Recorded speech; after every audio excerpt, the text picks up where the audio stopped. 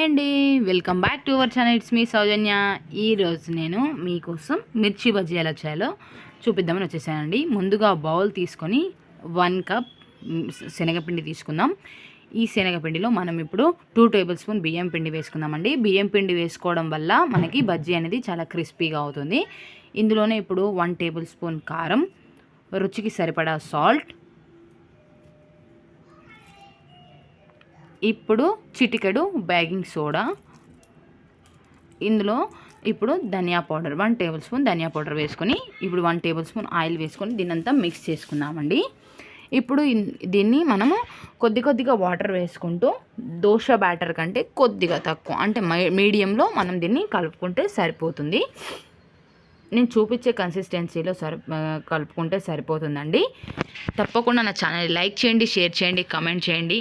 Please support అండి. ఈ విధంగా మనము ఇలా మిర్చి బజ్జీ కోసం ఈ కన్సిస్టెన్సీలో మనం పిండి కలిపి పక్కకు ఉంచేసుకుందాం. ఇప్పుడు చింతపండుని ముందుగానే నానబెట్టుకొని ఉంచుకున్నానండి. ఇప్పుడు మనము మిర్చిలోకి స్టఫింగ్ కోసము ప్రిపేర్ చేసుకుందాం.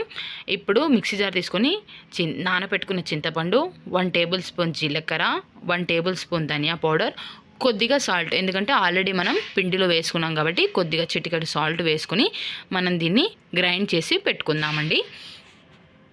ఇంకా ఏమైనా వంటకాలు కావాలంటే నాకు మీరు కామెంట్ రూపంలో తెలియజేయండి. తప్పకుండా నేను మీ ముందుకు తీసుకురావడానికి ప్రయత్నిస్తాను. ఇప్పుడు మనం మిర్చి బజ్జీస్ని ఆల్రెడీ నేను కడుక్కొని ఫ్రెష్గా ఉంచి పెట్టేసుకున్నానండి.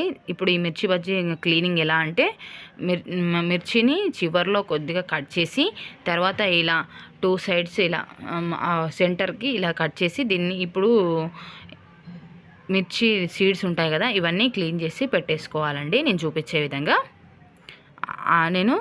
ఇగోండి ఆల్రెడీ నేను క్లీన్ చేసి పెట్టుకున్నాను. ఏంటంటే మీకు కూడా ఐడియా కోసం మీకు చూపించాలని మీ ముందు కట్ చేసి చూపించాను.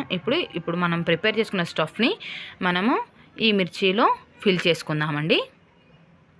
చాలా టేస్టీగా ఉంటాయండి. ఒకసారి మీరు ఇలా ట్రై చేసి మీరు కూడా మీకు ఎలా వచ్చిందో నాకు కామెంట్స్ రూపంలో తెలియజేయండి. ఒకసారి మీరు కూడా ట్రై చేయండి నేను చూపించే వంటని.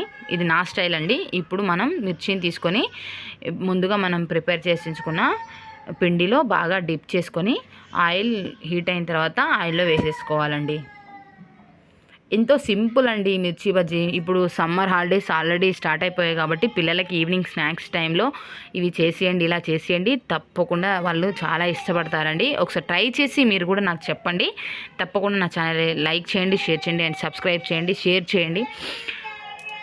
చూసారు కదా, ఇలా 2 సైడ్స్ మనం బాగా డీప్ ఫ్రై చేసుకొని ఉంచుకోవాలండి. ఇంతే, ఎంతో సింపుల్ అండి.